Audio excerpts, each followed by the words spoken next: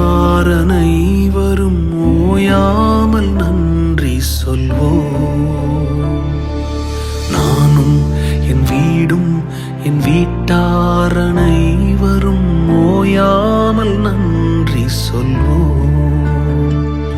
ஒரு கரு போல காத்தீரே நன்றி, என்னை சிதையாமல் சுமந்தீரே நன்றி.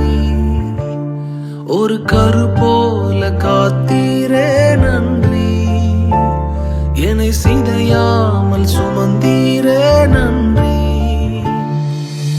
எபினேசரே எபினேசரே, இந்நாள் வரை சுமந்தவரே. எபினேசரே எபினேசரே, என் நினைவாய் இருப்பவரே. நன்றி நன்றி நன்றி, இதயத்தில் சுமந்தீரே நன்றி.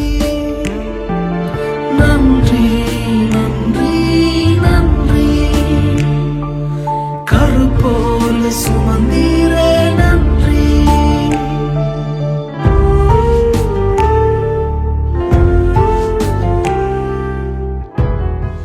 உங்கள் விடுதலையின் நேரம் என்ற இந்த நிகழ்ச்சியை நேசமணி நகர் அல்பா ஏஜி சபை உங்களுக்கு வழங்குகிறது.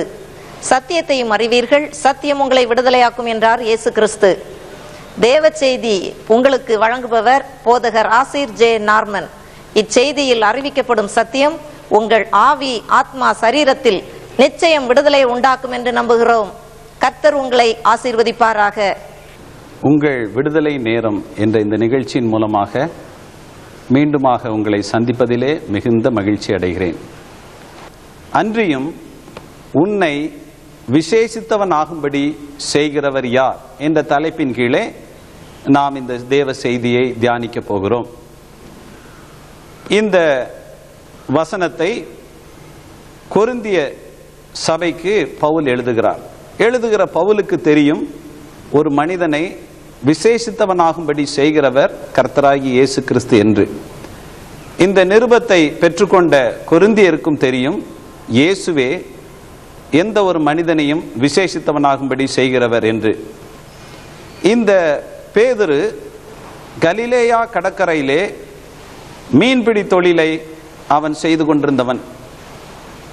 அந்த கலிலேயாவை குறித்து வேதத்திலே ஒரு தீர்க்க தரிசனம் உண்டு.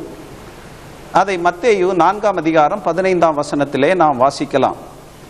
கலிலேயாவிலே இருளில் இருக்கும் ஜனங்கள் பெரிய வெளிச்சத்தை கண்டார்கள். எந்த மனுஷியையும் பிரகாசிப்பிக்கிற ஒளி மெய்யான ஒளி. அந்த ஒளிதான் கர்த்தராகிய இயேசு கிறிஸ்து.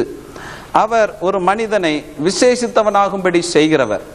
அருமையான தேவனுடைய பிள்ளைகளே, தோல்வியை மாற்றுகிற ஒருவர் உண்டு. உன் வாழ்க்கையிலே